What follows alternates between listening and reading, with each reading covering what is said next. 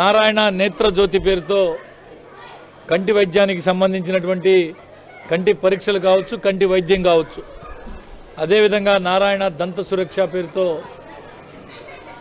దంతాలకు సంబంధించినటువంటి పరీక్షలు, దానికి సంబంధించిన చికిత్స, ఈ రెండు కార్యక్రమాలను చేపట్టి ఇప్పటి వరకు నారాయణ నేత్ర జ్యోతి నుంచి దాదాపు 12,000 మందికి పరీక్షలు చేయడం జరిగింది. అందులో 7,000 మందికి కళ్ళజోడు అవసరమైతే వారందరికీ కూడా కళ్ళజోడులు కూడా ఏర్పాటు చేయడం జరిగింది. దాదాపు 200 మందికి కంటి శస్త్రచికిత్సలు అవసరమైతే వారందరికీ కూడా నారాయణ హాస్పిటల్లో ఉచితంగా కంటి శస్త్రచికిత్సలు కూడా చేయడం జరిగింది. అదేవిధంగా నారాయణ దంత సురక్షలో దాదాపు 6,900 మందిని ఇప్పటివరకు పరీక్ష చేయడం జరిగింది. అందులో 1000 మందికి పైగా అక్కడికక్కడికి ఆ బస్సులోనే వారికి కావాల్సిన చికిత్సను అందజేయడం జరిగింది. మిగతా వారందరినీ కూడా హాస్పిటల్కి రెఫర్ చేసి అక్కడ కూడా ఉచితంగా చికిత్సను అందించడం జరిగింది. ఇందులో భాగంగా నారాయణ నేత్ర జ్యోతి, నారాయణ దంత సురక్ష ఈ రెండు పథకాల్లో భాగంగా చదువుకునే పిల్లలకి ప్రభుత్వ పాఠశాలలో చదువుకునే పిల్లలందరూ కూడా పేదవారు, వారందరికీ కూడా ఈ చికిత్సను అందించాలా.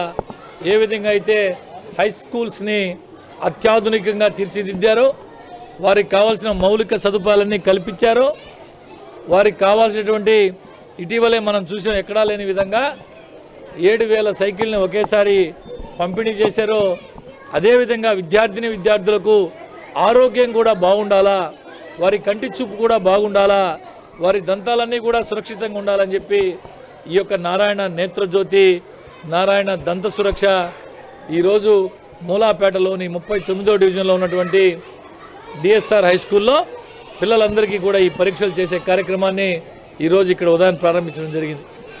ఇప్పటి వరకు దాదాపు 200 మంది విద్యార్థులకు ఈ పరీక్షలు చేశారు.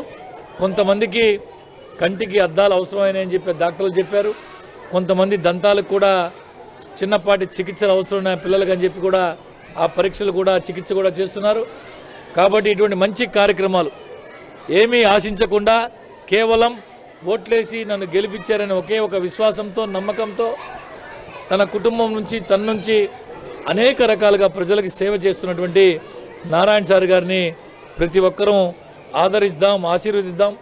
ఆ భగవంతుని ఆశీస్సులు కూడా నారాయణ సార్ గారి మీద, వారి కుటుంబం మీద ఉండాలని చెప్పి ఈ ప్రాంతంలో ఎన్ని పర్యవేక్షణ చేస్తున్నటువంటి డివిజన్ ఈ క్లస్టర్ ఇన్ఛార్జ్ అన్నంగి ప్రసాద్ గారు ఈ మొత్తం కార్యక్రమానికి అటు హెడ్ మాస్టర్స్ కావచ్చు, విద్యార్థుల తల్లిదండ్రులతో, వైద్యులతో సమన్వయం చేసుకొని ఈ కార్యక్రమాన్ని ముందుకు తీసుకెళ్తూ ఉన్నాడు. ఈ సందర్భంగా అన్నంగి ప్రసాద్ గారికి ప్రత్యేక ధన్యవాదాలు తెలియజేసుకున్నాను. అందరికీ నమస్కారం.